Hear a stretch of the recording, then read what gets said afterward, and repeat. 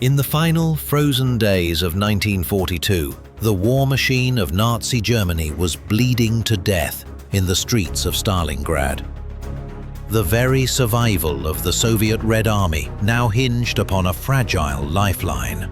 The Allied supply convoys, slender threads of hope, braving the brutal Arctic seas to deliver vital reinforcements. Amidst this turbulent backdrop, one of the most dramatic and decisive naval confrontations of World War II was about to unfold. A battle that would not only determine the fate of a single convoy, but also serve as the death knell for the mighty surface fleet of the Kriegsmarine, the German Navy. On December 22, 1942, from the harbour of Loch Ewe in Scotland, the convoy codenamed JW-51B embarked upon its fateful voyage. Its destination, the Soviet port of Murmansk. This was no ordinary convoy. Within the hulls of 15 merchant vessels lay the lifeblood of the Soviet war effort. Over 200 tanks and armoured vehicles, 80 fighter aircraft, 30 bombers, nearly 24,000 tons of fuel, and more than 55,000 tons of vital strategic supplies. If this convoy reaches Murmansk, the Red Army will gain vital reinforcements to hold their ground at Stalingrad, where the German Sixth Army is encircled.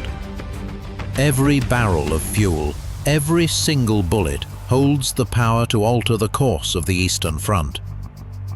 The Royal Navy, having painfully absorbed the bitter lesson from the catastrophic destruction of convoy PQ-17, resolved with unwavering determination to prevent history from repeating itself. They marshaled a formidable escort force, a moving wall of steel, to safeguard convoy JW-51B. Commanding this formidable force was Captain Robert Sherbrooke, a seasoned and battle-hardened officer. Under his leadership sailed 6 destroyers, including the flagship HMS Onslow, accompanied by HMS Achates, Oribe, Orwell, Obedient, and Obdurate.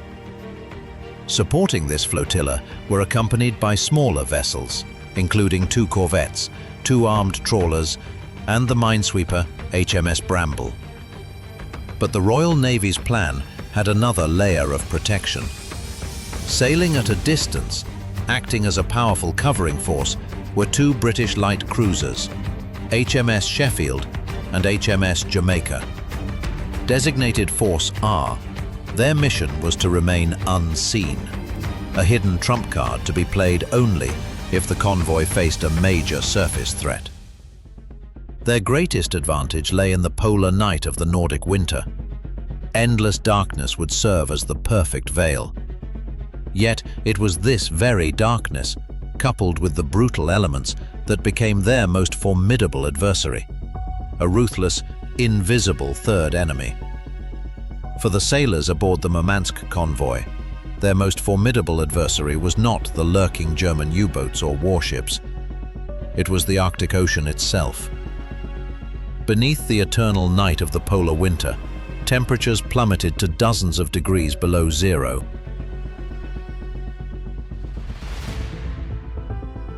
The icy sea, cold as death itself, could claim the life of a robust man within mere minutes. On the deck, the sailors waged an unrelenting battle against a different foe, the relentless frost. Armed with high-pressure steam hoses, hammers and crowbars, they chipped away at the ever-thickening layers of ice, for if left unchecked, its crushing weight threatened to unbalance the ship and send it tumbling into the abyss. In this infernal crucible, an unspoken yet ruthless law was forged. Should a man fall overboard, the ship would not halt. To halt amidst a sea teeming with lurking German U-boats was an act tantamount to suicide, and the hope of rescuing those cast into the icy waters was all but non-existent. This was a voyage where survival was measured in fleeting seconds, and courage confronted both tangible foes and unseen perils. The nightmare descended on December 28th. A savage storm tore through the formation, hurling ships far apart across the pitch-black sea. Visibility was nearly zero, shrouded by a relentless curtain of heavy snow. Thanks to the advent of radar technology and the valiant efforts of the minesweeper Bramble in locating the scattered vessels, the convoy gradually regrouped. Yet, disaster struck. The storm had driven them southward, steering them directly into the deadly reach of the German bases at Altenfjord, Norway. Simultaneously, the British Admiralty issued an urgent warning. They had detected an unusual surge in German radio transmissions along the Norwegian coastline. An assault was imminent. Captain Sherbrooke commanded the entire fleet to assume the highest state of combat readiness. Not long after, a solitary shadow emerged on the radar screen. The German submarine U-354 had locked onto its prey. The fate of the convoy, and perhaps the entire Battle of Stalingrad, now hung by the slender thread of hours. Upon receiving intelligence from U-354, the German Naval Command in Norway swiftly initiated Operation Regenbogen, the Rainbow. This was a daring ambush plan, mobilizing nearly the entire surface fleet of the Kriegsmarine stationed in the region. Vice Admiral Oskar Kummetz commanded his fleet from the Altenfjord base. His force was truly formidable.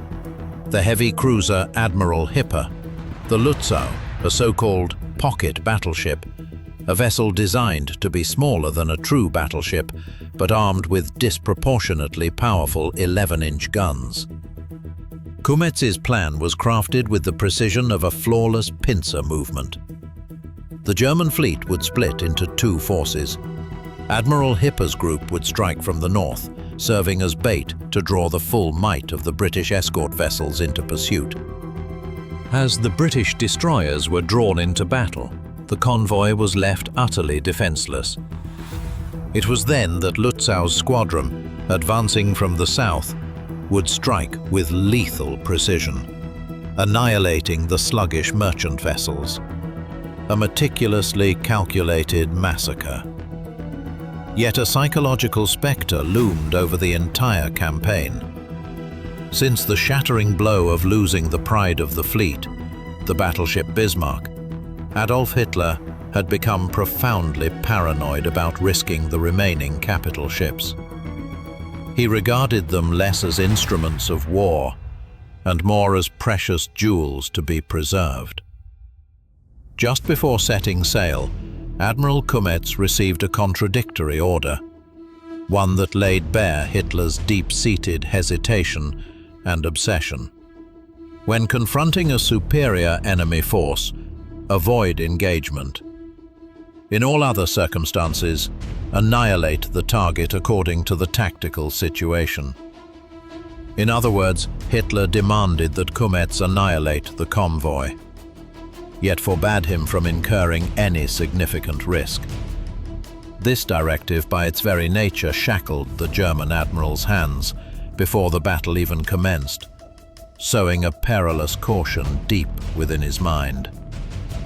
In the early dawn of December 31st, on the cusp of the new year, unfamiliar silhouettes emerged against the horizon. At first, the British sentries believed these to be Soviet vessels arriving to rendezvous.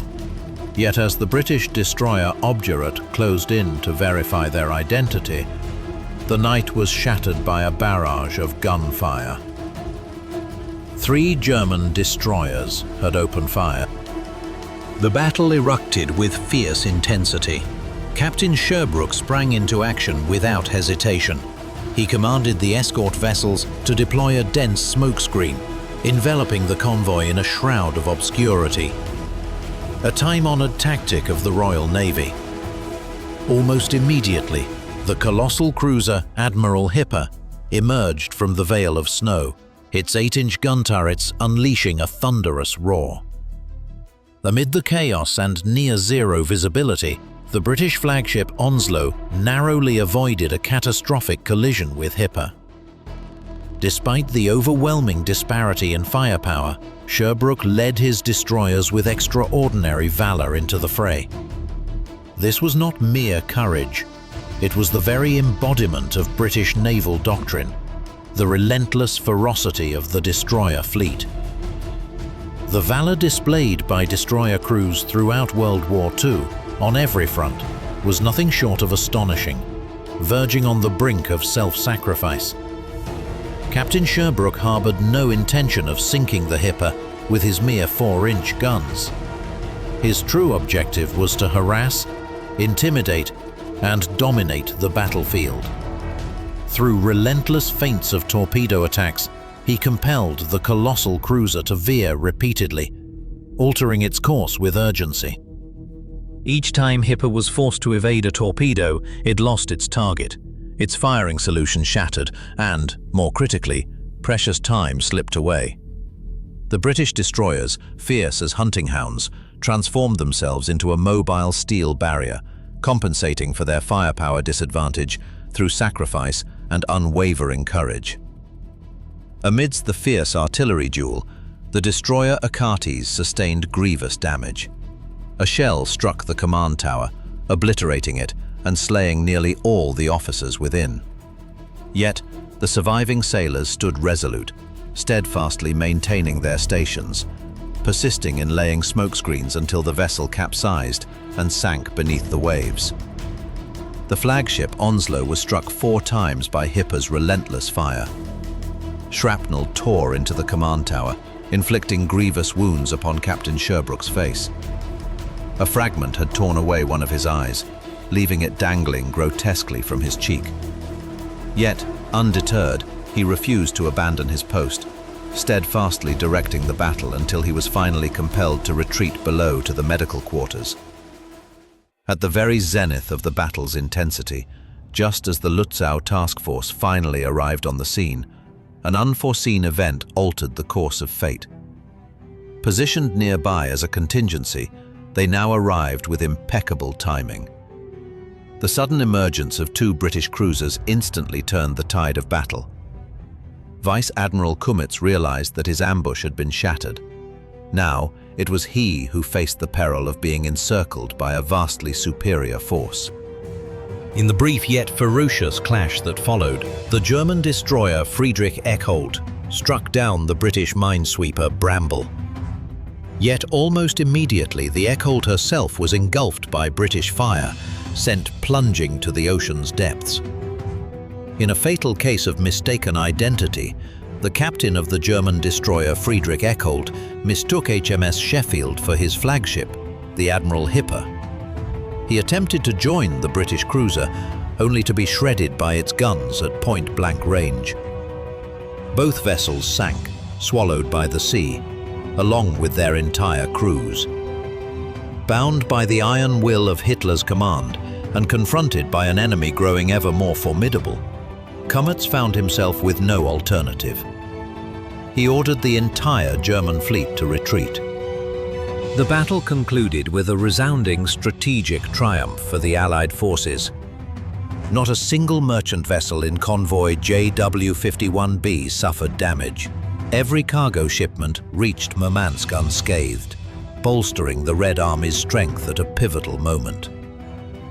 Within the confines of his command headquarters, Hitler erupted in a fury. For Hitler, who had grown deeply paranoid about his major warships since the sinking of the Bismarck, the failure of Operation Rainbow was the final, infuriating proof. It cemented his belief that the costly surface fleet was a futile extravagance, and that his admirals were cowards. He cast the full blame upon the head of the Navy, Grand Admiral Erich Raeder, and issued a reckless decree to dismantle all 13 capital ships of the Kriegsmarine to reclaim steel for the armaments industry. Humiliated beyond measure, Admiral Raeder chose to resign, rather than obey the order to destroy the very legacy he had devoted his life to building. His successor was Admiral Karl Dönitz, a consummate expert in submarine warfare. Although German surface ships continued to operate in the years that followed, and a year later the Scharnhorst would engage in its final battle during the Battle of the North Cape. The Battle of the Barents Sea marked an irrevocable psychological turning point. It shattered Hitler's faith in the surface fleet forever, transferring absolute strategic authority to the U-boat arm. From this moment onward, the entire naval strategy of Nazi Germany pivoted decisively toward the shadowy realm beneath the waves. The Battle of the Barents Sea, a failed ambush, unwittingly marked the death knell for the Kriegsmarine's grand aspirations of maritime supremacy.